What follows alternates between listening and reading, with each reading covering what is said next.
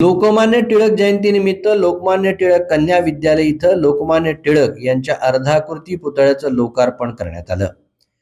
कार्यक्रमाला लोकमान्य टिळक स्मारक मंडळाचे अध्यक्ष ॲडव्होकेट रवींद्र भागवत, सचिव राहुल सराफ, उपाध्यक्ष श्रीपाद मुनगंटीवार, शाळेच्या मुख्याध्यापिका अर्चना दुर्ग पुरोहित, शाळेच्या पर्यवेक्षिका प्रांजली महादाणी यांची मंचावर उपस्थिती होती।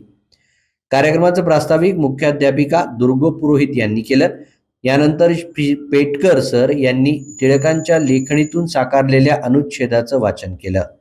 त्यानंतर संस्था सचिव राहुल सराफ यांनी आपलं समयोचित विचार व्यक्त केले। त्यानंतर पुतळ्याचं सर्वांच्या उपस्थितीत अनावरण करण्यात आलं। कार्यक्रमाचे अध्यक्ष रवींद्र भागवत यांनी उपस्थितांना मार्गदर्शन केलं।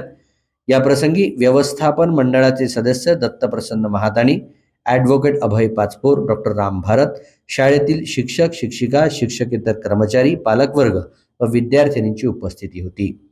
कार्यक्रमाचं संचालन श्री चिमरालवार आभार प्रदर्शन पर्यवेक्षिका महादाणी यांनी केलं, तर कुमारी जोशी यांनी गायलेल्या वंदे मातरमनं कार्यक्रमाची आज 23 जुलै लोकमान्य टिळकांची जयंती। अनेक वर्ष लोकमान्य टिळकांच्या जयंतीच्या दिवशी आम्ही एक कार्यक्रम घेतच होतो। यावर्षी इथे लोकमान्य टिळक कन्या विद्यालयात लोकमान्य टिळकांच्या प्रतिमेचं अनावरण आम्ही केलेलं आहे।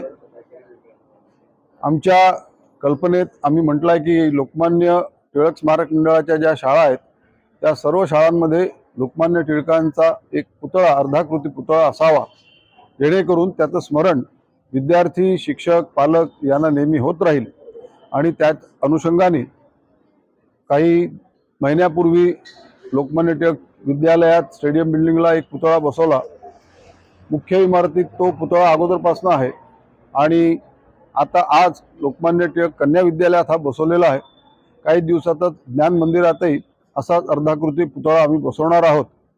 लोकमान्य टिळकांच्या प्रेरणेने चालू झालेल्या या संस्थेत लोकमान्य टिळकांचं स्मरण, त्यांच्या कार्याचं स्मरण आणि त्यांनी केलेल्या कार्याचं स्मरण करतानाच आपणही त्याप्रमाणे व्हावं, ही एक मनात भावना नेहमी असावी, या उद्देशाने आम्ही हे सगळं करत आहोत।